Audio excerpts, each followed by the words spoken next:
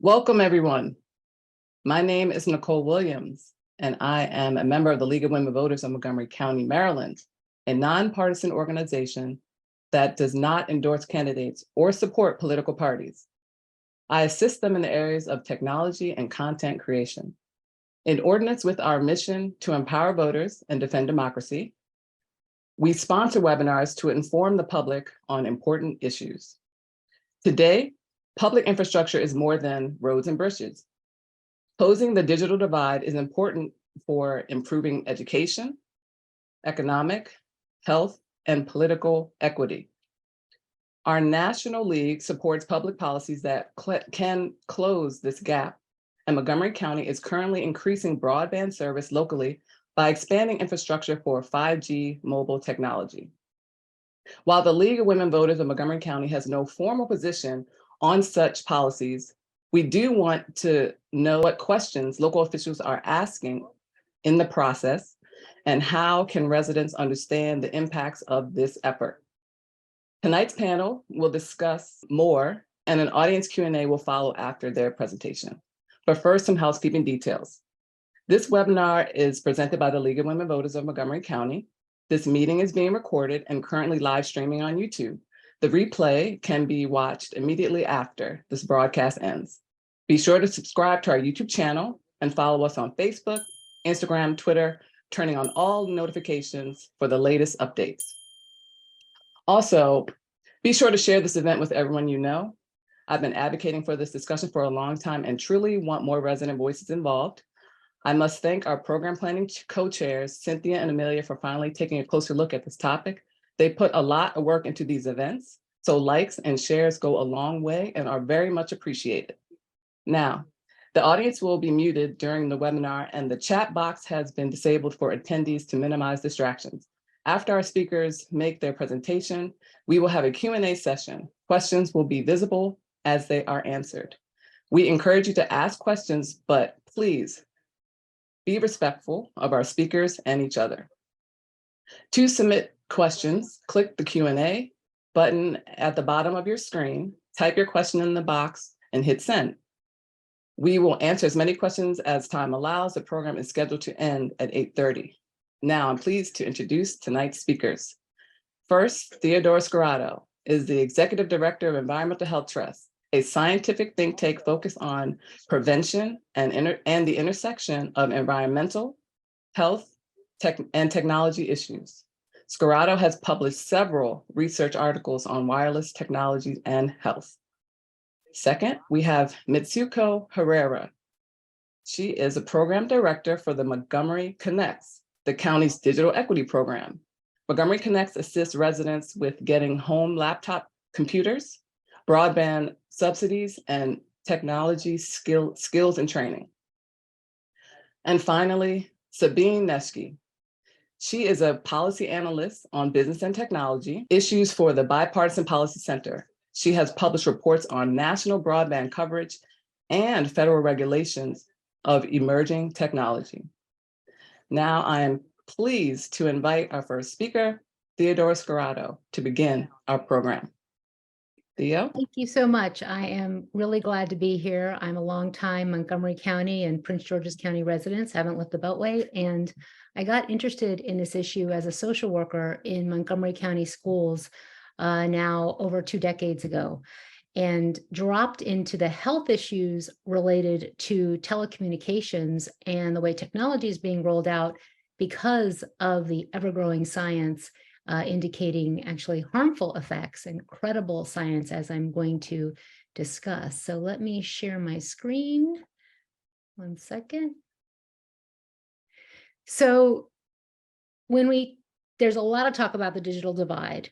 And in the urban and suburban areas of Montgomery County, I think that the issue is really about affordability. So the access issues have to do with affordable service, affordable computers and upgrades, and access to training and education so people can use devices and technology as it should be used to connect. I believe that Montgomery County is cutting corners when it comes to bridging the digital divide and connecting the unconnected, and making serious mistakes in its approach in some ways, not all. I know that Mitsuko Herrera will be talking about some important Montgomery County programs that really are working and so important. However, in addition, the county is implementing zoning changes that purports to be about the digital divide, but I don't believe that it's actually going to do so. And in fact, it's elevating the radio frequency radiation levels. Those are the cell tower radiation levels ambient in the environment. So the slogan, bridging the digital divide, has been used to promote many regulatory changes by elected officials, both at the federal, state, and local level, and to fast track wireless networks because we need to bridge the digital divide, we're told. And in fact, in Montgomery County, we passed a series of ZTA's zoning changes that fast-tracked 5G and wireless antennas into neighborhoods, in front of homes, workplaces, and schools. Now, these zoning changes have been termed sweetheart deals or corporate-friendly changes because they took away the meaningful ways that communities had in the past been able to participate in a decision-making process around how the technology was deployed. And routine notice, routine hearings were removed from ZTA 1907. There was an earlier bill that changed the way that kind of the setbacks between cell towers in non-residential zones. And so here we are where this is a apartment building with a cell antenna on the top, and one of many installations and a growing number we expect as these zoning changes become more implemented by more and more wireless applications. Now, this is the head of the CTIA, that is the wireless industry lobby group in the United States, and she's promoting 5G, talking about how it is about closing the digital divide. And she says, I know we can do this because we've done it before for 3G and 4G. And this is the recent 5G summit that was actually just held. And I would say, how was the digital divide bridged in 3G and 4G? Why is that even being stated? In fact, actually, I'll tell you what this image is. This is an image from the Irregulators, which is a group of telecom lawyers and experts who argue that wireless companies themselves, along with the cable companies, created the digital divide many years ago. And in fact, we, the consumers, have actually paid for upgrades to our wired and fiber networks on our phone bills for years, and companies got government subsidies, and yet the networks were not maintained, not equitably deployed, and there's been no government accountability around really doing what was promised in terms of building out and keeping those networks strong and accessible for all. And if you're interested in that, you can read what Bruce Kushnick has to say and the Irregulators. In fact, his latest blog post goes back to the early telecommunications deployment in the 90s, where groups cautioned that the networks were not being equitably rolled out. And they stated companies were planning to bypass poor neighborhoods and minority populations. And digital redlining, in fact, is what happened in many communities and remains today. Now, here we are, decades later, with 5G being rolled out that promises to tie everything together and be the next best thing. And there's a US government accountability report on 5G that concluded that the experts that they talked to believe that 5G deployment would actually exacerbate disparities in access to telecommunications and would likely widen the digital divide. And that's because there's a lot of promises, but not measurable performance goals with strategies and measures to assess and to mitigate the inequitable deployment and to ensure that actually there will be access for all. So just history seems to be repeating itself. And I haven't seen, certainly not in the county, any accountability as well on being that these new ZTAs allowing cell towers 30 feet from homes was supposed to connect the unconnected. Where's the data on how that's working and how are we gathering that data? And what are the effects? And none of that has actually, that I know of, is being done around the 30-foot setback that we have in place. So 5G also means purchasing new 5G devices. We have to upgrade to 5G phones, 5G routers, 5G smart devices. Your phone won't work, for example, if you have an iPhone 11 or lower with 5G. And low-income families who already can barely afford or can't afford monthly service or are smartphone dependent will not be able to afford the new cell phones and fancy 5G devices. This is not a mushroom. It is a wireless antenna, like a cell tower sitting on top of an apartment building. And the question I ask is, is everyone in that building connected? Are they all using computers in the way that can be used to bring the most, services and employment to the families who live in there? Or are they smartphone dependent? And do they need 5G? What are they using? And what are the radio frequency radiation levels from the antenna sitting right there on top of it? And is anyone assessing that? Is anyone checking? Cell towers and cell antennas, if they're mounted on buildings, they all emit radio frequency radiation. This is a non-ionizing electromagnetic type of radiation. It is an increasing environmental exposure. This has been documented over and over again in many studies, and you can go to ehtrust.org, which is our website, and go under the 5G tab to see many of these studies. The image I have is from one of the studies that found, they looked at South Carolina, a city in South Carolina, and they were doing measurements around the small cell deployment there. And they found that the levels were elevated, really those in close proximity to the antennas. So this is a street light. It's got a antenna on the top. And this is to sort of simulate or to show the readers how there are main beams and then less coming out. But this main beam, if you see, goes into the building right here. And this is what scientists are very concerned about around the world. Hundreds of scientists have published appeals, the EMF scientist appeal. There was recently a UK appeal calling for reducing exposure, not increasing it. And these installations are increasing exposure.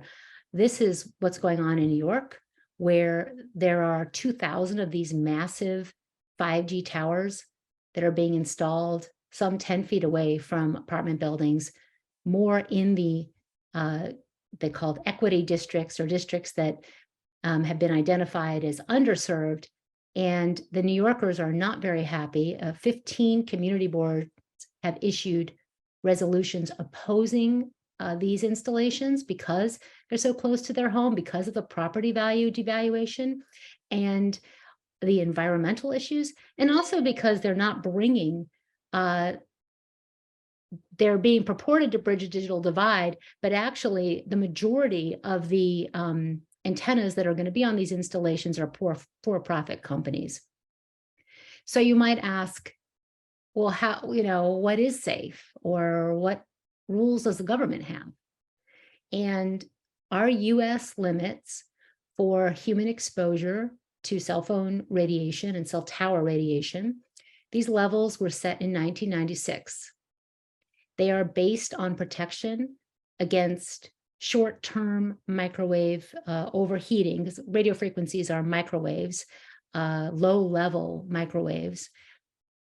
They're actually based on a handful of studies from the 70s and 80s, where small animals were trained to press a lever to get food. They were starved, and then the level of radio frequency was elevated.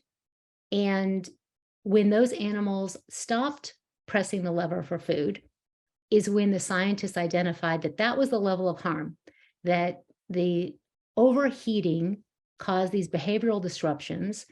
And there's maybe around two dozen animals in the studies that the standards actually point to when it comes to identifying this threshold of harm. These were not large studies. They weren't long-term studies. They were under an hour studies. And that's how the level was first identified. The FCC set these limits in 1996, and they're not based on biological effects like cancer or headaches, a variety of other effects that have been associated with exposure in long-term studies.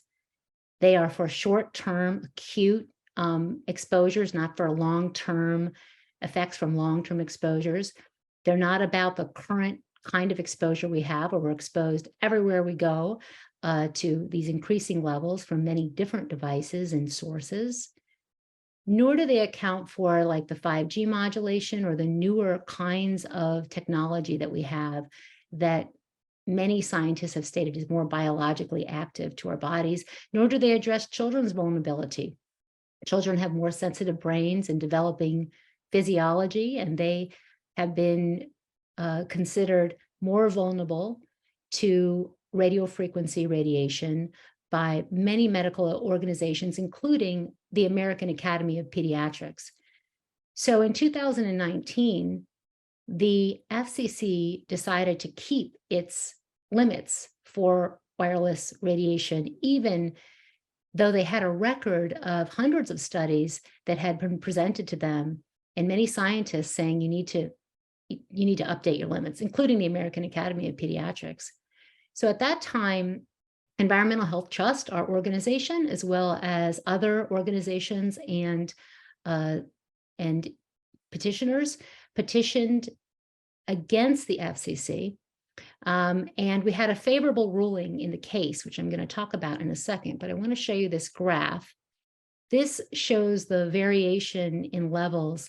There are many countries that have levels that are similar to the US FCC. We have the most lenient levels, the less stringent levels compared to many other countries, along with Japan, Australia, New Zealand, and actually several other countries in terms of what we allow for cell tower radiation.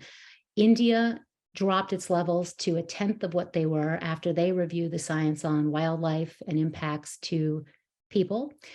China and Russia, Italy and Switzerland have much more stringent limits, some only for sensitive areas or areas that they've identified where people spend a long time or like inside the home, such as Switzerland.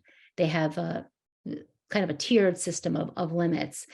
And just for perspective, as you look at these limits and think, well, okay, China and Russia, they have acknowledged biological impacts actually for many years now and have quite a robust research program in their countries, whereas the US FCC does not, the US does not. But many scientists say even these levels are not protective because, for example, the LA school district, which has banned cell towers near their schools, developed a cautionary level for radio frequency 10,000 times lower than FCC regulations because they state that children need to be, they're a more vulnerable population. And in the court decision, the court had a favorable ruling in terms of our putting forward that the FCC had ignored science on long-term exposure, children's vulnerability, the testimony of people who'd been injured, and impacts to birds, bees, and trees.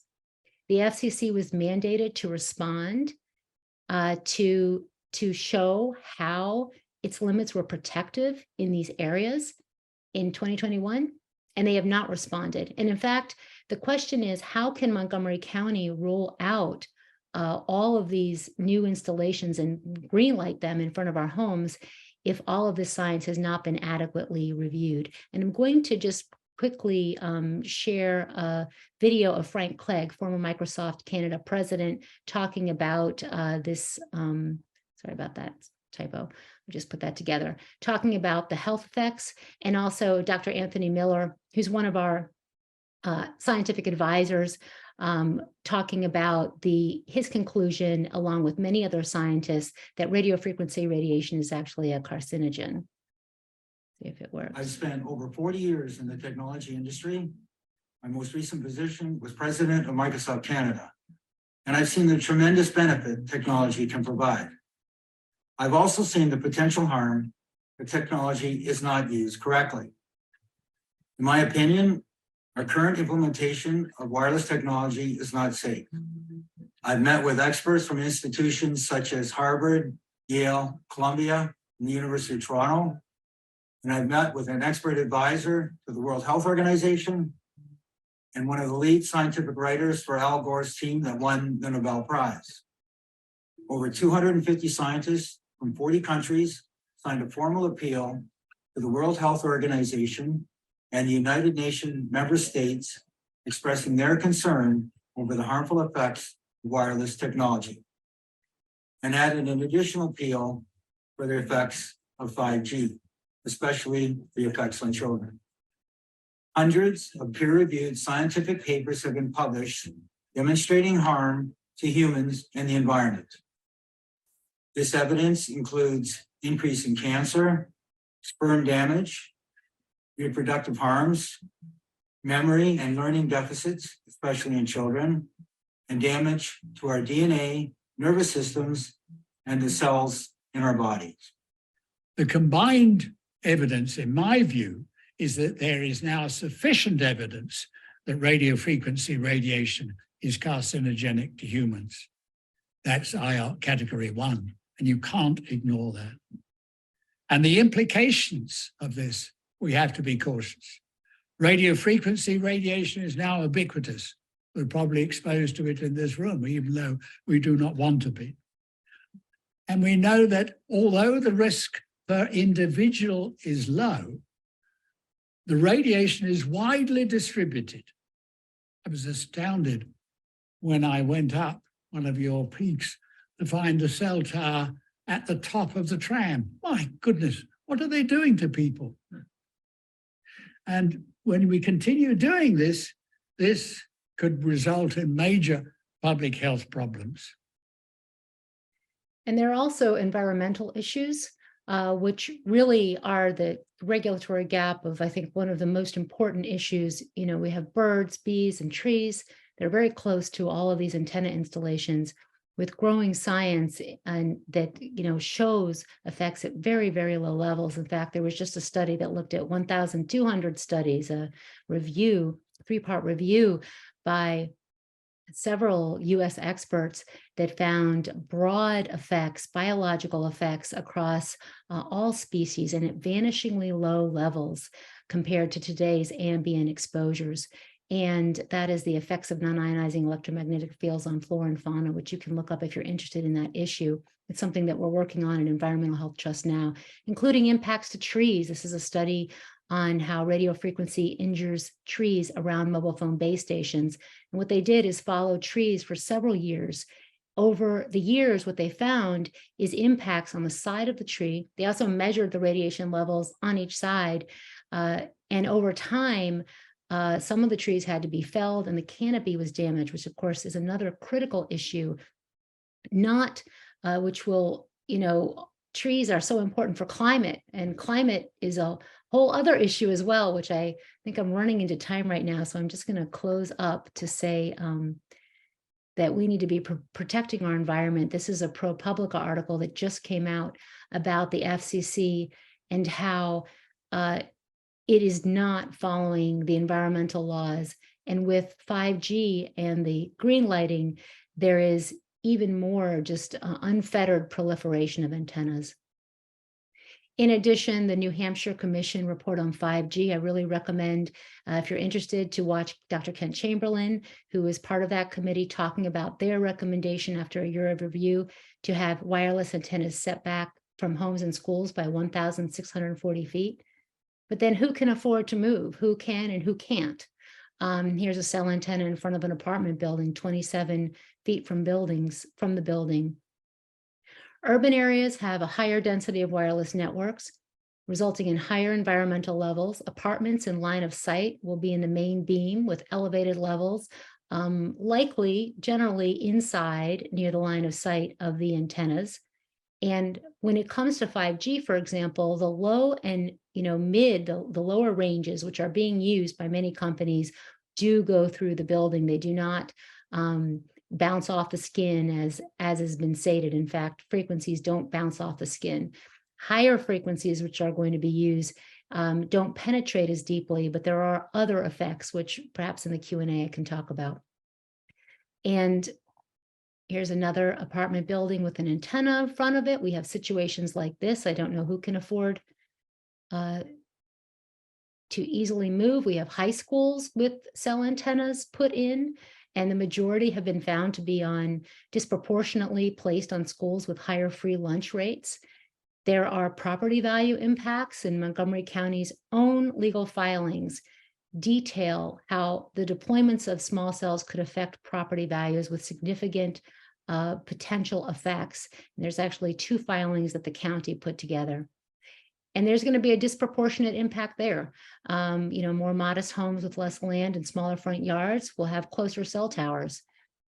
And people with more financial resources, again, can easily move. And also there's just the aesthetic blight in the community and the different way that these are being deployed, depending on if there's undergrounded facilities or not, which I don't have time to go into. I just want to mention rooftop antennas, where there's zero oversight or enforcement regarding the rules related to RF radiation, at least that we know of. And there are many regulatory gaps in the county. There's no checking for what the levels are. There's no monitoring. There's no yearly checks to ensure compliance, no oversight. And yet there's this fast tracking going on to bridge a digital divide. But where is the documentation that these new zoning rules are actually doing what they are purported to do?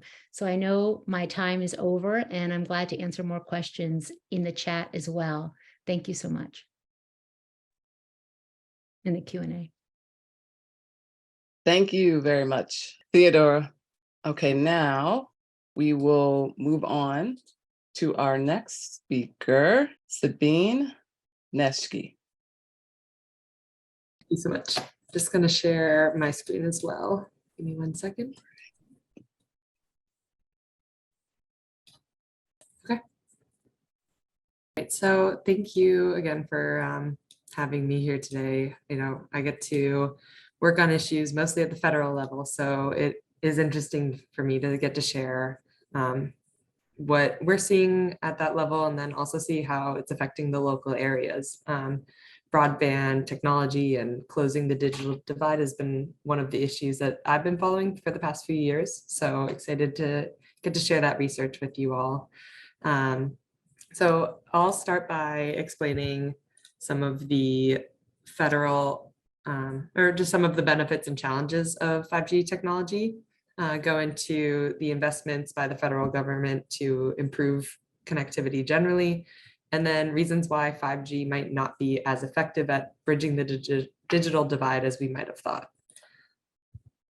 So just to start off, Theodora gave a great deep dive into some of the effects of 5G, but just want to back up and just introduce what this technology is and what people are promoting from it.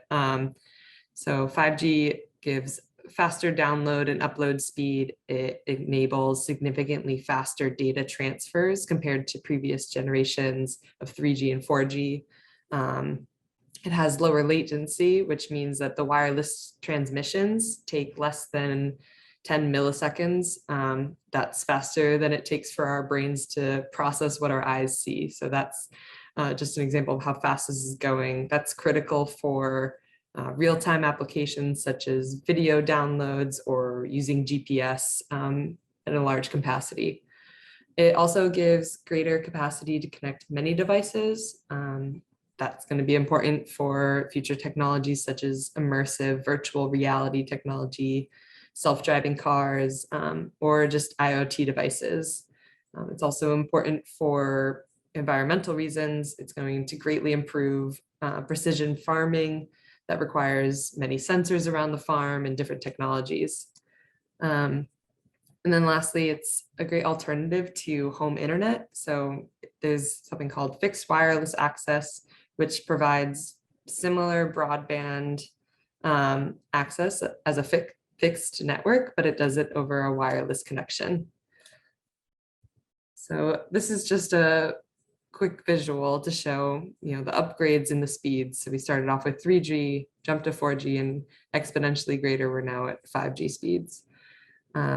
We're not always reaching this capacity, and I'll go into some of that detail as well. That maximum speed can only really be experienced right now in densely populated urban areas. The infrastructure involved and the way that providers are offering 5G networks is just a lot more effective in these densely populated areas. The next point here is the costly infrastructure build out. So implementing 5G requires a substantial number of antennas and base stations to ensure that you get effective coverage. So that's just a significant infrastructure investment. Additionally, object penetration, 5G in urban areas, when it's on high bands, will produce millimeter waves.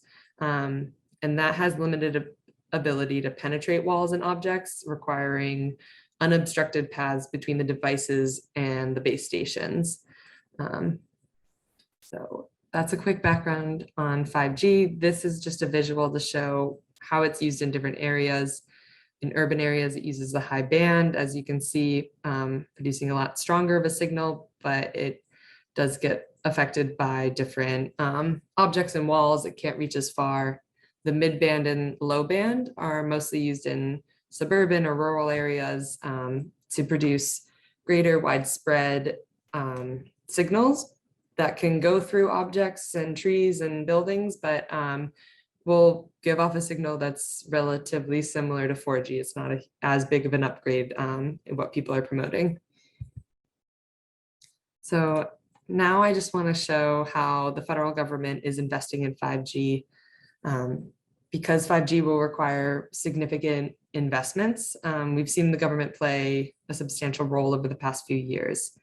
A couple of bills that you might recognize, the Infrastructure Investment and Jobs Act and the CHIPS and Science Act, invested billions of dollars into promoting broadband infrastructure, closing the digital divide. Some of that was targeted towards 5G wireless upgrades. Some of it is just building the backbone infrastructure. 5G is going to require a lot of infrastructure beyond just the local antennas. So creating fixed wireless access is also important. And then the FCC 5G Fund for Rural America put $9 billion towards deploying 5G services specifically, with $1 billion of those dollars going to network developments that deploy for precision agriculture. So that's going to be really important in spurring those environmental effects. Now I just want to go through some of the roadblocks. So as we've said, federal government's trying to promote this new advancements, the FCC and TIA, working towards this future generations, but there have been a few roadblocks in the way. One of the biggest ones is spectrum allocation. Spectrum is a very limited resource. As you can see on this graphic, each band of spectrum is already very densely populated and being utilized in a number of different ways. So finding available spectrum has been a great challenge, and there's many efforts underway to upgrade the technology, find new ways of overlapping these spectrums, but just want to point out that this is something going on and many agencies are working on it. You have also the coordination between NTIA, the FCC, and the international standards body, helping free up that spectrum for future generations. The next issue I want to talk about is the broadband availability maps. So these maps recently were misrepresenting the actual available broadband available to homes and schools around the country. Previously, the data displayed each census block data. So if one home on a census block, and especially in rural areas, census blocks are huge and can be acres wide. If just one home had access to broadband, then it would be recorded that everyone on that census block had access. And that was misrepresenting a lot of things. So recently they redid these maps, got much more granular data, and went out and asked everyone to go and check the spectrum or the available coverage in their area and see if the maps were accurate. So this was a great way to, work with people and communities to see if the data that they were getting was actually representing the real life experience data. So, as these maps improve and as they get more accurate information, they'll have more information to inform the government funding and subsidy distributions. That's going to play a really important role in the coming years as the funds that I was just talking about previously actually get allocated to the communities. And more accurate information about why Americans remain underserved or disconnected from the internet will also help inform these decisions. It can also prevent overbuilding in areas where high-speed broadband already exists. The next point is affordability. This is a major factor in why many people remain offline. Affordability, the Affordable Connectivity Program and Lifeline Program are two federal programs that subsidize the costs of getting online. These programs are important because they're enabling people to access services such as education and telehealth, but it's difficult to actually see who's utilizing these programs, how effective they are on the ground. I don't think they have the best data recorded about them, and the information on these programs is hard. And as they look to these as the best path forward, maybe there are other ways, but just not enough evidence to tell. And then the last issue I'll talk about is permitting. We've heard from members of Congress saying permitting processes are duplicative. They cause unnecessary delays and slow down efforts to close the digital divide. The Communications and Technology Subcommittee recently marked up 28 bills that try to address this issue and other issues around providing high-speed broadband services to Americans. So those are some of the roadblocks, but in general, I just want to wrap up this presentation by saying how important it is that the government be transparent in its 5G policymaking to ensure it actually benefits all Americans and it's deployed in a fair, cost-effective manner. I think greater insights into how these investments are being used to close the digital divide at the federal level affect the local areas. So it's important for that information for this all to work. And then finally, networks typically have a lifespan of about a decade. We're seeing 3G sunsetting now as 5G gets deployed. So careful planning and forward-looking strategies are necessary to build future-proof infrastructure that can accommodate the technology as it advances beyond 5G as well. So thank you so much, and I will turn it back over. Thank you very much, Sabine. Very insightful presentation. Okay, finally, I would like to invite Mitsuko Herrera. So let me pull up my presentation.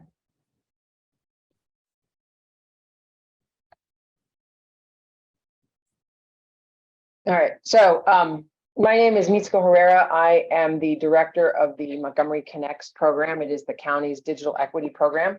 I also assist the county in federal regulatory matters and have been working on the 5G as well. I want to give you a quick update of some of the things that Montgomery County is doing to advance digital equity. All right, so first thing is, just so that we're all on the same page, that digital equity we view as a state where everyone has access to some kind of home computing device. They have affordable home and mobile internet, and they have the digital skills, which is very important to be able to use that for education, employment, connecting to their friends and families, and really just sort of all of the sort of civic participation in daily living similar to what the League of Women Voters helps to promote. The digital divide is the gap between people who have those things and people who do not. And the digital inclusion is the work to close that. And digital equity, we also view as a way to help Montgomery County community partners accomplish their missions, because what we found, particularly in COVID, is that a lot of services moved to online, they moved to electronic. And so not having access to those things impacted most severely the people who needed those things most. Montgomery Connects, we partner with county departments, probably 20 different organizations. So what we also try to do is that we try to engage in outreach with organizations that are already reaching the communities who need these services most. And we also target them geographically in strategic locations. Our purpose is we have formed a digital equity coalition, and the purpose of that is essentially not reinvent the wheel, to share information and to really strengthen our ability to work together to overcome them. Because a lot of the times what we're seeing is that the issues that people have related to digital equity are similar to the issues that they've had, whether you're with McHale and teaching people or adult English learners, or you're talking with people who have food insecurity, or you have people who need employment services. Just so we have a sense of it, because people think of Montgomery County as being essentially a relatively wealthier county, and we're not really part of it. What this is really showing you is that on the left are the people who do not have a computer, and on the right are the people who do not have home internet access. And what you'll see there is that Montgomery County is 11 to 9%. We are the fourth largest group within the county and within the state. And what's happening is you're hearing a lot of discussion about rural, and it's important because rural, it is more expensive to reach for infrastructure. But when you really look at where the most need is in the four largest county, 2/3 of the people who do not have computers, or rather 1 in 6, 6 in 10 are in those areas. And then in the if you look on the folks who I got that wrong, is the no computers on the right. But if you look at the people who do not have internet access, 2/3 of them reside in the 6 counties you can see right there in the middle. So even though we talk about it as a rural problem, it is in fact an urban problem. And in most of that cases, it is more likely a matter that the person does not have funding to pay for that infrastructure, to pay for that service, or that they live in a building where the wiring's too old to get that service effectively. In Montgomery County, what you can see here is you can see that based on some of the census data, we estimate that in the census data, if you look at the census will tell you that 35,000 households do not have a computer. That is households. So if there's more than one person in the household that would need the computer, you would need more computers. In addition, the census underrepresents it because there are a lot of people who have a computer in which it's 20 years old, but for the census's purposes, they have a computer. So looking at the poverty rate, we estimate there are at least 91,000 people in the county over 5 who do not have a computer. There are probably 169,000 if you went by double the poverty rate, which is what you qualify for most of the federal programs as being at that rate. Also in here, if you look at on the internet side, the census data again is low, and it's somewhat useless because census broadband includes DSL, which I don't think there's anybody out there who would say that DSL is really an effective form of broadband. If you look at twice the percentage of poverty, households in poverty, or rather 200% of poverty, that's 65,000 households. And ALICE is a term that people use, and it is asset limited, income constrained employed. It's what people used to call the working poor, but what it really means is this is the rate that you need to have to basically break even in the county. And if you look at that, it's about 3 times the poverty rate. So there's probably 98,000 households in the county that do not have sufficient internet. And you can see that these are the distribution of them, that for people who are low income, they are they're only 21% of the population, but they are 60% of the people without computers. And they are 79% of the people who do not have home internet. The Black and Latino population is 29% of the county, but they are 43% of the people without computers, and they are 41% of the households that do not have home internet. So the problem, and looking at it, it's very targeted, and part of what we really tried to focus on is that we've had events and we really partnered with those community groups so that you could be reaching, in particular, these groups. The other group that's not on there are older adults, and they also are less likely to be adopters of technology. So here, looking at this, we have distributed 50,000 laptops over the last year using federal grants. 84,000 of those went to households that were earning less than 50,000, 77 to Black and Latino residents, 65% went to Black and Latino residents earning less than 50,000. And there were 15,000 families that were enrolled in ACP. ACP is the Affordable Connectivity Program. It is a federal and Maryland program which will provide up to $45 off your broadband, and that's whether you use a cell phone to get that or you use something like Comcast or Verizon.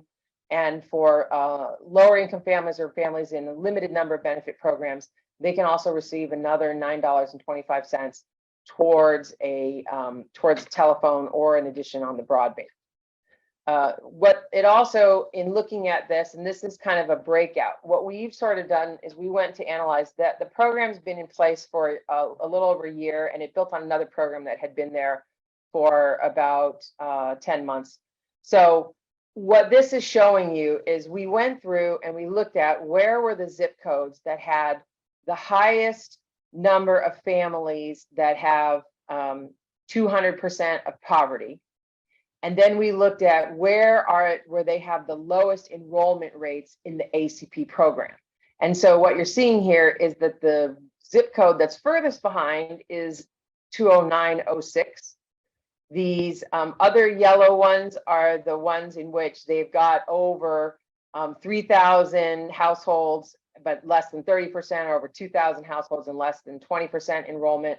These red households, they have over 900 households and their enrollment's under 40,000. So this is really sort of the areas where we will be targeting the most efforts. And for anybody who's worked in, other types of programs that are intended to reach low-income families, this is not really news. It's sort of across the board is where you may end up. And that is also, so when you look at some of these things of like, why might you see some of these wireless services or some of these things concentrated in some of these areas, besides the fact that you have urban density, it's also where you have the most demand.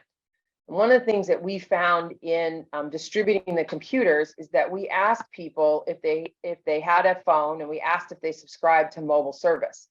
And while about 89% of people said they had a mobile phone, people over 18 we looked at, less than 30% subscribed to a wireless plan.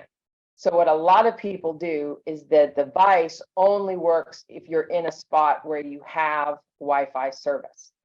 So one of the things is that it's not just enough that you're deploying 5G, but you really want to have other programs that are in place that help people make that more affordable.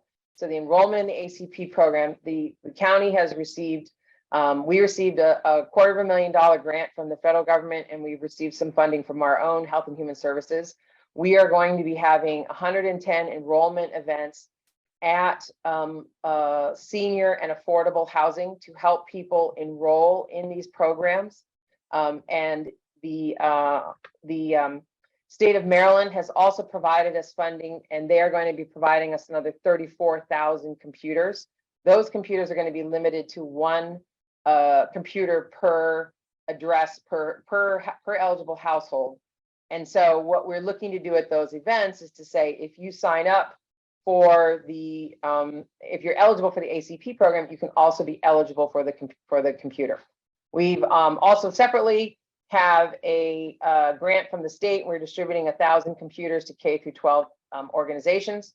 One of the things also that we did is that we really leaned in on the, I think it's the Center for Urban Policy. And one of the things they said about 5G is that if you're going to have 5G and have it deployed, you want to make sure that those jobs reach your community. So we have, with the help of Congressman David Trone, we've received a $1 million Department of Labor grant, and we are using that to launch a 5G broadband job training boot camp.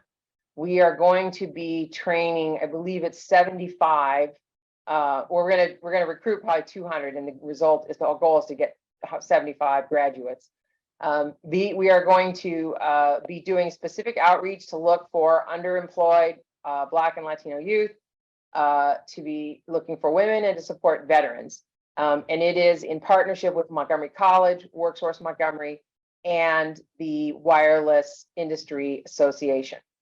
And then lastly, as people mentioned on the FCC maps, we'd like to launch a campaign for people to both do a speed test that will provide information to the state so they can see where the gaps in service are. And then also we will be taking that and adding that info. We filed challenges to the FCC maps, but that will also give us the ability to provide some input and sort of an accuracy of that, of where they have service. It is an issue specifically in the, there are about 20 properties, we believe, that are occupied in the Ag Reserve that they are not already in a grant area, and they do not have wireline service. So we're continuing to work to make sure that everybody has access to high-speed broadband service there. The statewide University of Maryland received $4 million that the state provided in 2021. They're hiring 10 navigators. One of those will be tasked to Montgomery County. We have a hotline. They have a statewide hotline, and they're working on deploying a resource website. And that's what we're using, that as people, they get the internet access and they have the computer, that then they have a place to get skills training. The state has a preliminary plan. That plan's actually going to be due in August. We're trying to provide them input in May. We estimate there'll be about $23 million that the state is going to get for over 5 years. So there's going to be more funding that's needed. So part of what we're trying to do is to emphasize the need for that. The state held a series of workshops, and we participated in that. And that's really going to just be a big focus of getting that into. That plan will guide all of the infrastructure, and the Digital Equity Act funding is going to be driven by that plan. So that's a key benchmark. Lastly, if I can, I'm going to share the sound, and I'm going to play this video. Very important for you to have a Chromebook. I feel like Chromebooks are meant for researching, and if you research, you could get a better grade. And when you research more and more, I feel like you would have a chance to go to the best place for you. Learning more makes it better for your life. Like, let me tell you a reason. If you keep on learning, you might go to a specific college that you would like and live your life how you want to be. There's so many people in the world that don't have Chromebooks, and I think we should change that. And then lastly, and there's just the contact information for me. Great, thank you very much, Mitsuko. I love that ending, so adorable. I totally agree with her. Now it's time for the Q&A portion of the evening, and I want to turn it over to Amelia, but I'd like to ask the first question. So think about this. First, I'm really happy to hear all the ways that the digital divide is being bridged in our county. I love all the stats, and we can kind of go back and really dive into that. But my question is really, so we know that there is this rollout happening, and it's happening across the country. I've been hearing more and more about what's going on with the satellites and this technology and connectivity, and I was wondering if anybody could shed more light on that, because if some people have concerns about this ground game, what's happening in our skies? That's my question. While you all think about that, well, I'll turn it over to Amelia. Thank you, Nicole. And thank you to all of our presenters. So before we get started with the Q&A, I just want to remind the audience that if you want to ask a question, go to the Q&A button at the bottom of your screen, type your question into the box and hit send or return. We're going to try to answer as many questions from as many different attendees as we can while time allows. We are going to end at 8:30. And again, a blanket reminder to be respectful of each other and all of our presenters who are here tonight. So first, unless anyone has a response to Nicole's first question. I do. Okay, great. Okay, so there's a couple satellite technologies out there. The one that sort of seems right now is the most promising. These are low Earth orbit satellites, which means that they're not that far off the ground, and in fact, you can see them with the naked eye going by. And if you're in a place like I have family in Hawaii, and so there's a 10,000-foot volcano, and so at like 7,000 feet, you can actually see them like going by. Elon Musk SpaceX is the biggest proponent of that. What they're sort of working is they kind of have a game where what they've kind of done is they've split the county and they look like little honeycomb sections. What they want to have right now is you can sign up and you can kind of be on the waiting list. But since they've done it in the past 2 years, people are still on the waiting list. It does have promise to provide it, but basically they're constrained in their resources and what they have. So they're sort of, in terms of what they launched first, there's other areas where they've started it. So they haven't reached this, and there's just been some changes and different things that they may have going on there.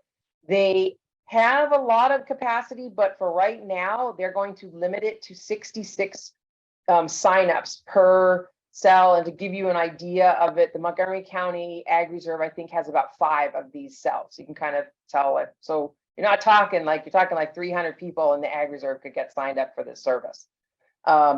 And then what there's also is there's a federal proceeding in which they basically said, hey, if you want to come to these rural areas and you want to have some grant funding and do some things, and they pitch satellite as a thing to get there. And there's some deadlines that they kind of need to do it within like a 5 or 10 year window, but they haven't reached the end of that yet. So what I just really would say in sum is, it is something that is happening in some places of the country. It is promised that it could work here, but it has not yet launched. Can I briefly just add to that? Also, in addition to promises that it will connect the unconnected, which is sort of often brought up, there are a lot of other industrial applications for satellites. I believe we have around 5,500 current active satellites in orbit, but there are applications now for 64,000 new and an unprecedented number of applications for novel and industrial uses, kind of like this whole, like we talk about the digital divide, but then we're doing all these other things. When it comes to satellites, something similar is happening. And once again, technology is moving so fast without considering the environmental impacts of all of these new technologies. And there are safer ways to do a lot of the things. I'm not sure about the spying from the satellites and all those other things and so forth, but I just want to mention to viewers, there's a GAO report, Government Accountability Report, on this issue where they talk about the environmental issues that need to be addressed. I mean, this is like, it's like just completely unprecedented what's happening. They talk about in their report, increase in orbital debris, space trash, emissions in the upper atmosphere, disruption of astronomy, and a lot of other issues that really need to be addressed. And I believe now the FCC has started a space bureau to begin to look into this. However, as I didn't talk about it in my set, but the FCC is considered a captured agency, reflective of the revolving door between industry and government. So we really need to ensure that with satellites as well, there is a consideration of the environmental effects. And, just because we can do it doesn't mean we should do it. And who's profiting, who's benefiting, who's measuring, all of that needs to be done. And where's the transparency in all of that? Yeah, and I'll just add to that as well. I think you both have really great points. I think the capacity up in the skies is going to be a huge point. How much debris we can have, but I'll just add that the way that these small satellites work in comparison to the larger ones, when you have a large enough constellation, they can actually provide constant service down to the ground and avoid some of the worries of, if the weather is bad, can they still reach you? The way that they can interact with each other and make links with the data, we actually will be able to have the capacity in a few years once those satellite constellations are deployed. And they can actually reach speeds that are comparable to fiber or 5G networks, with the right size of constellation again. And I think that'll happen in a few years. But I just want to say it's an exciting opportunity, both for just connecting more people, but especially in rural areas where we can't get as much, where infrastructure just can't be built out as fast or as cheaply. It is a really great way that we're seeing it to actually be a possibility of connecting those areas and providing coverage across the entire country. So just want to put that in there as well. Thank you very much. So there have been a couple questions in the Q&A about why 5G and not why other technologies are not being pushed as much, it seems. I guess like fiber as well, and wired technology rather than wireless. So would the panel like to talk about, how scalable some of these alternative solutions are for different communities, rural, suburban, urban, and if there is a way to get people more connected without having to rely on as much 5G deployment at this point. Yeah, and I think I started answering one of these questions or a similar one, how fiber cables will actually be a strong backbone for 5G technology. So I do think infrastructure build out of these wired options and having the fiber optic cables laid out across the county will actually be important to distributing 5G or whatever the future generation is. I think we're going to see that being a really important part of things. And then as for why the 5G push, at least we're seeing on a larger scale competition with other countries that are developing now 6 or even 8G. We're getting behind a little bit on our technology and how quickly we can deploy it. So I think it's important that we continue to push for faster, greater connectivity with ensuring that we're not leaving anyone behind. I totally agree with Sabine. The wireless is powered by wire. You have to have wired. You have essentially, these are antennas connected to wiring. So you're not escaping the wiring. The real issue is, are you using the wires to go into the home, or are you using a 5G connection? Right now, the wired connection is still better. It packs more punch. You can serve more people than you can with the wireless. But you'll see it mostly as a business alternative, that there can be people who it provides another piece of competition. Everybody in the county has almost everybody has 2 carriers. Some people have 3 carriers. This provides another one. But I think the other thing to think about on the 4G and the 5G is when we look at 3G was really bringing internet to your computer, and 4G was bringing internet to your mobile phone, and 5G is bringing it to devices. There are things that developed, thinking of like Uber and Lyft and Grubhub and all these things. they are essentially capable because you have a geolocation thing within your phone that allows it to connect to a credit card that you have in there and that you can identify that it's you. And so that sort of led to all these other things that are essentially powered by 4G technology, but they weren't, when you deployed 4G, people didn't know that's what they were going to get. So for 5G, there's a lot of more things. And to be honest, a lot of the things that are going to be powered by 5G, they're not that big bandwidth. Yes, there's still video and video streaming, but what you're going to see a lot more of are device integration in the home. So people's ability to use a Nest that has a little sensor that tells you whether somebody's walking around. You can have a Wi-Fi device. You can use it as like, hey, this is my mom and she lives by herself. Has she gotten up today? There's a thing that can do it. You can have, if you want to have a camera, you can, your kids' things, all those kinds of things. The Ring, doorbells, a new big game changer is really going to be adding the video screen to an Alexa or that type of thing. So it's not just a voice, but your ability to kind of see and do things. And those are going to be big innovations for older adults. And then the last thing will be a lot of virtual reality health apps and virtual reality 3Ds. And part of what you're going to see a lot of 5G, if you look in Taiwan and other places, you'll see them within like a large hospital. So they're not sending these really big, radiology things. They're not leaving the hospital and having to travel back. And they're using them as overlays within surgery. So I think that actually what you'll see is the biggest applications will be industrial and the healthcare, and you'll see these innovations in the home. The things in the home are not going to take that much bandwidth up, but really it's just a business. And that's the sort of in the federal government, it's sort of we live in a capitalist society that promotes competition instead of regulation.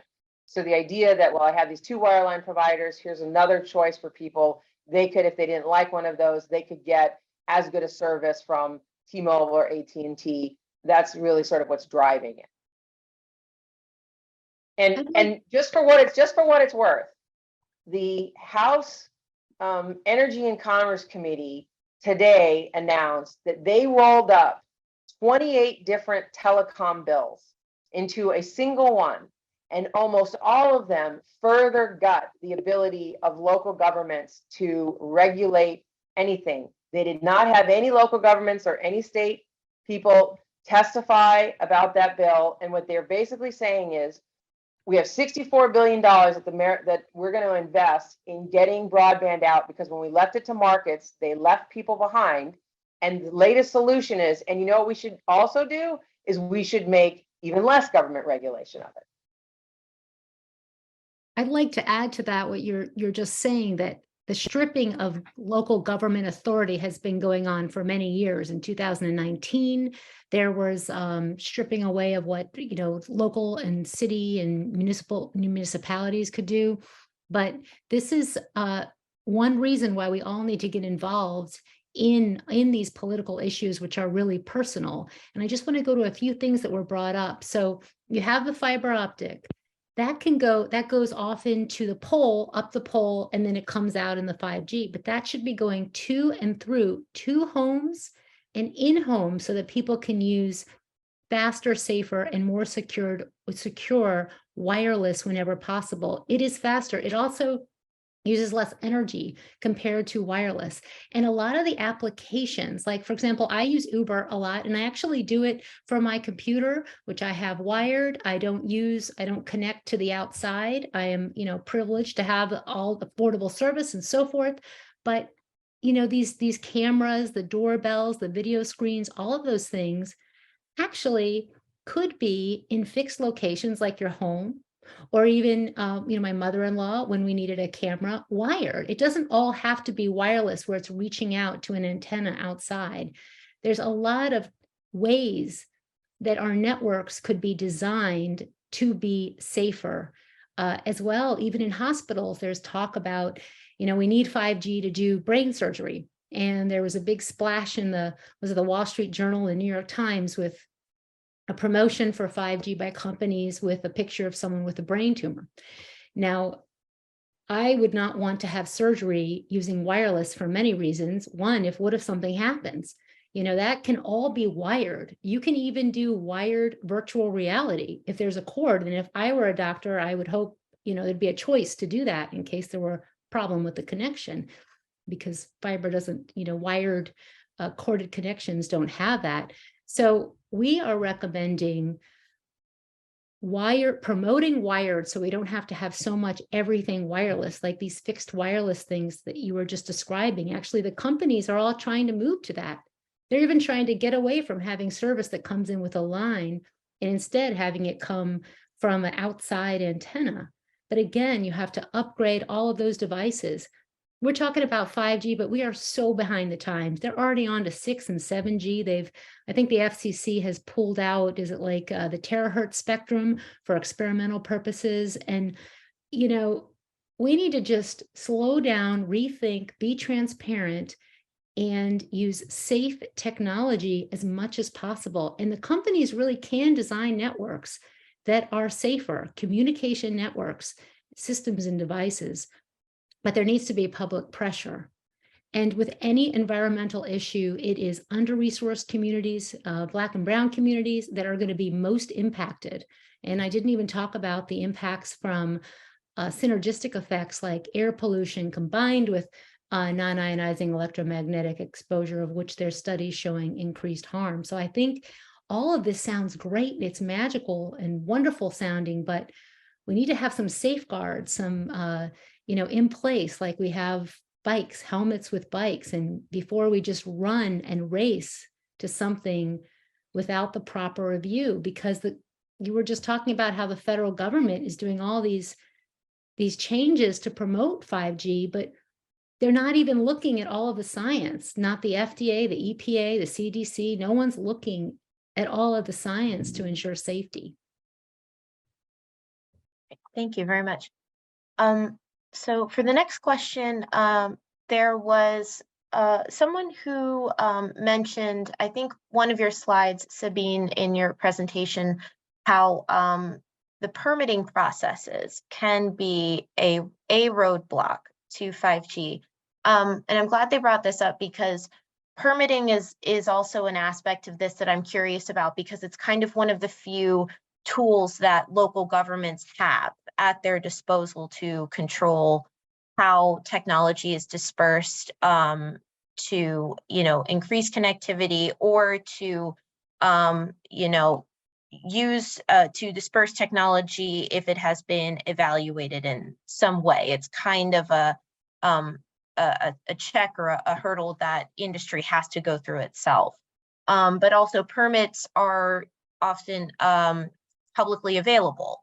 So it's also a way for the public to find out about these infrastructure projects that are being constructed. So is it better, do you have any comments as to this person's question? Is it better for these permitting processes to be speeded up? Montgomery County has recently changed its own zoning regulations about where cell antennas can be placed. So if the panelists can maybe speak to the permitting factor, that would be great. Yeah, and I'll let the other panelists speak to this because I don't know it as well at a local level. I'll open it up.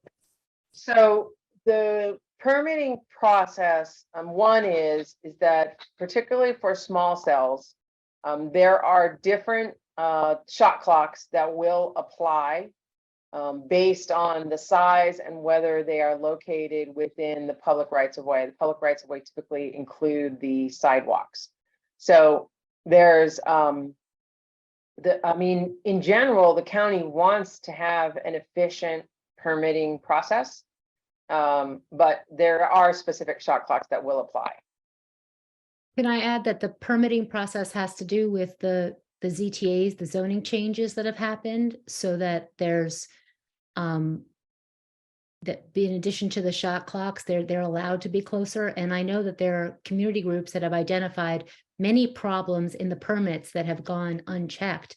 And permits that were permitted in one way and the antenna might be closer than it was supposed to be, or not at the right address, or didn't follow all the permitting things that were stated in the application.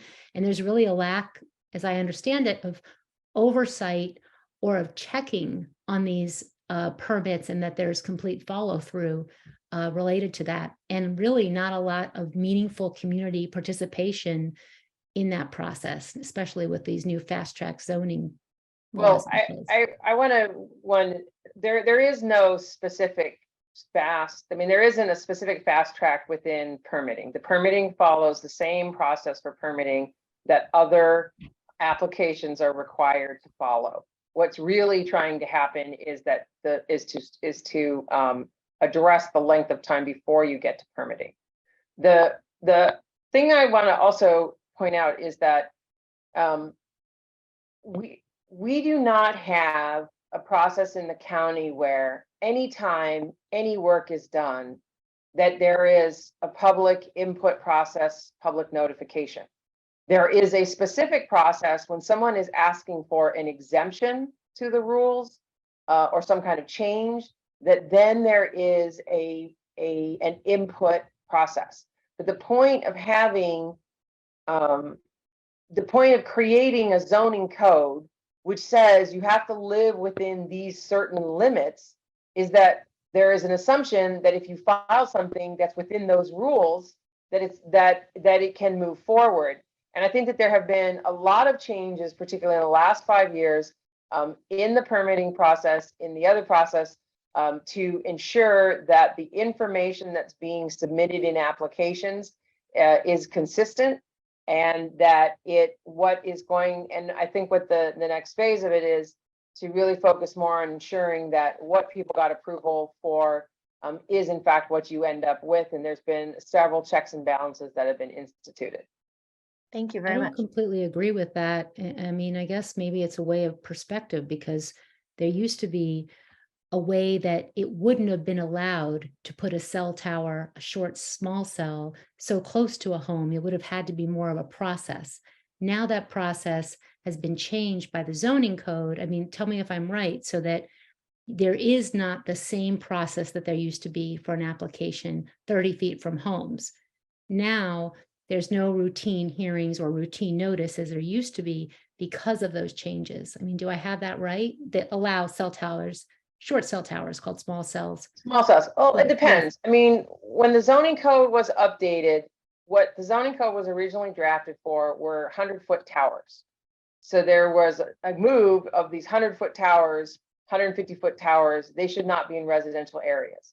Over a period of years, council amended those zoning rules so that they were looking to get at these antennas that could replace street lights or be placed on something that's about the equivalent of like 35 feet up.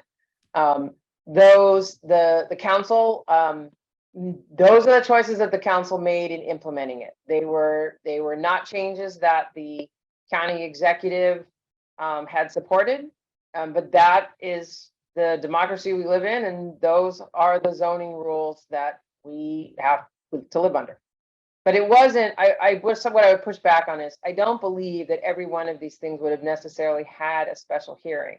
But there was really a move to say that where you are replacing existing structures, so where you have a street light, where you have where you have a street light pole, those things, or you're adding an antenna to a utility pole, that those are the things that they're really looking at.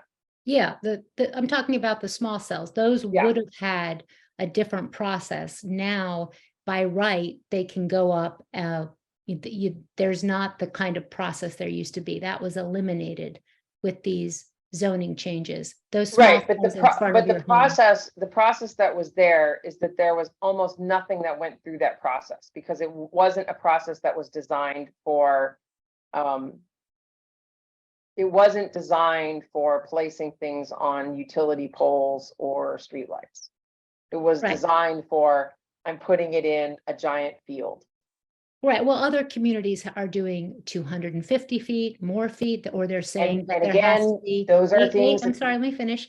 Or they're ensuring that the data gaps have to be documented before putting them in, because what's happening now is they're able to go in without documentation that there's a need to put it in, which would have been part of some of the There is- processes before. So I do think not just to believe you can clarify, enforce- I do not believe you can enforce a legal requirement. You do not have to. There are court cases. The yeah, county has actually, ability on aesthetics to enforce on aesthetics. We do not have legal authority to require that there is a need.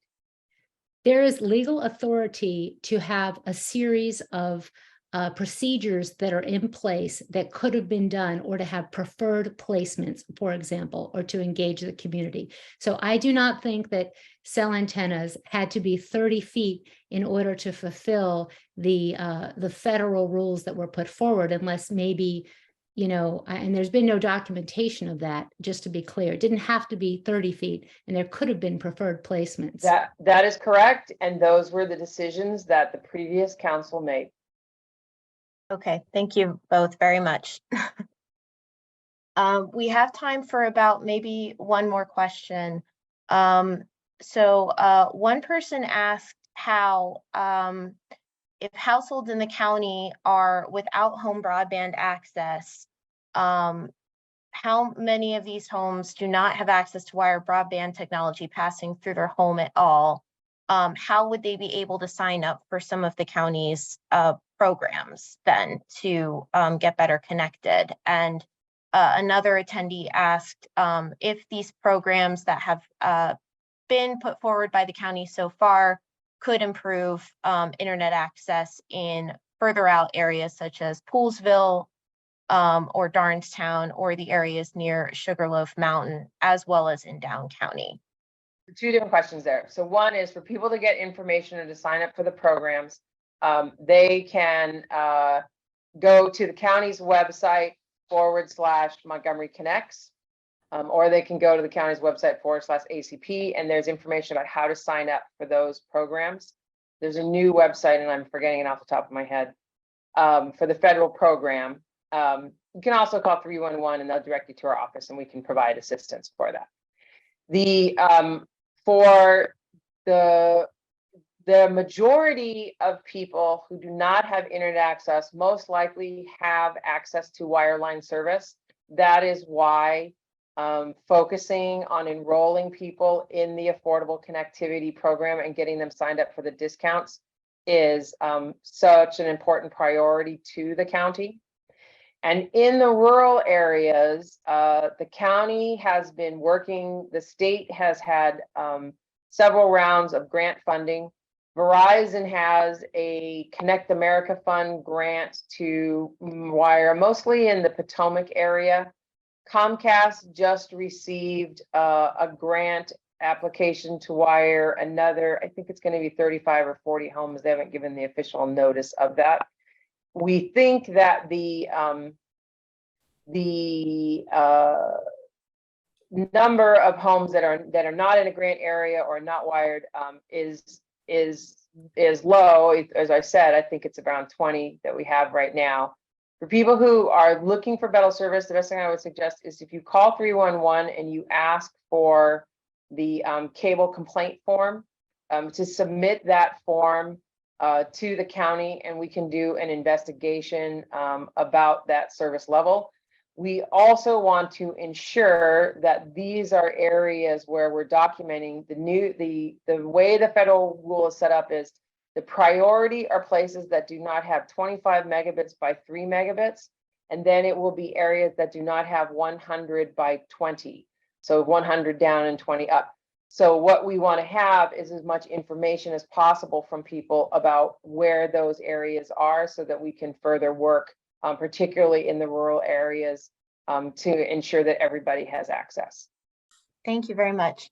I'm going to try to squeeze in one more question. So a lot of our attendees tonight have mentioned possible concerns of health effects of cell phone radiation. And we've heard tonight that there has been new research over the last few decades studying possible health effects of cell phone radiation, yet federal guidelines for radiation levels have not changed since the 90s. So kind of putting it to the panel, what can local governments do with that information when they have to make decisions based on health and safety and environmental safety?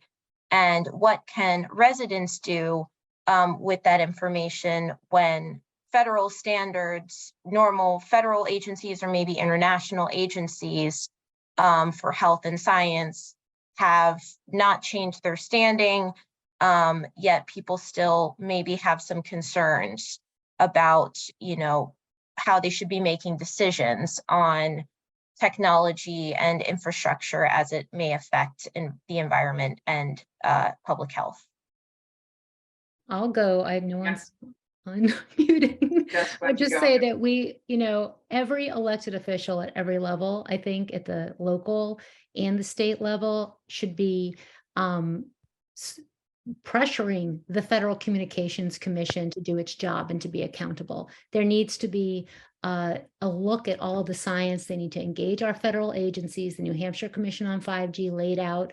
You can go to their report, recommendations for federal, state, local, which would include look at all the science, develop limits that protect birds and bees, reduce exposure in the meantime, and companies need to make safer technology. And I think that local governments, there should be measuring and monitoring for the RF levels around those cell antennas. We're not doing that. We're not doing any field measuring. We're not doing yearly checks.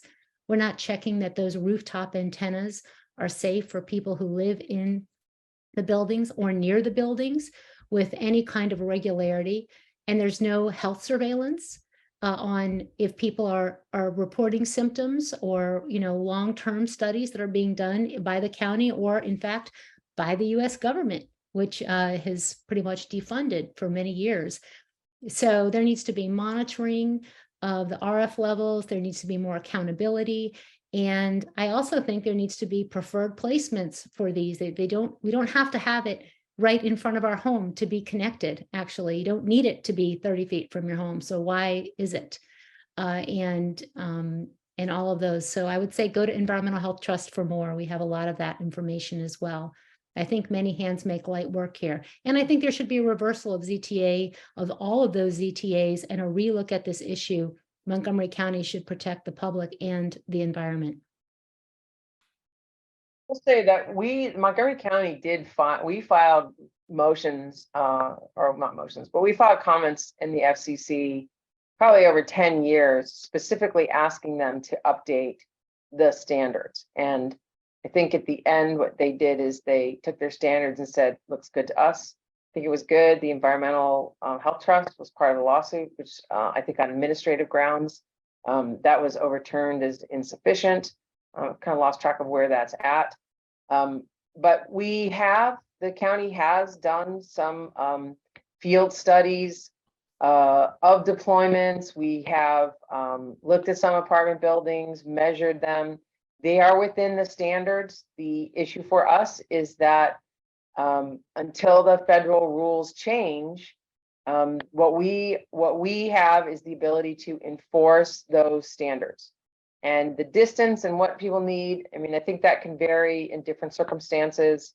And we certainly would like to have them be further back from people's houses whenever possible and to be in areas that are the least obtrusive. Yeah, and I'll just add, I just think it's so important for everyone's voices to be heard, and as constituents to local, state, federal elected officials, your voice really matters and you'll have sway on how decisions are made. Groups like League of Women Voters are really helpful in collecting all these voices together too, if there's an issue that's been raised, and going to the local community with that information. And just, spreading, whether it's health or environmental reasons, you see concerns. I think there's also benefits to how this technology is helping with health and environmental reasons. We're able to access more telehealth. We have more data on how the environment's being affected. So weighing the benefits and the concerns is really important. But obviously, if there are concerns, raising those will be huge.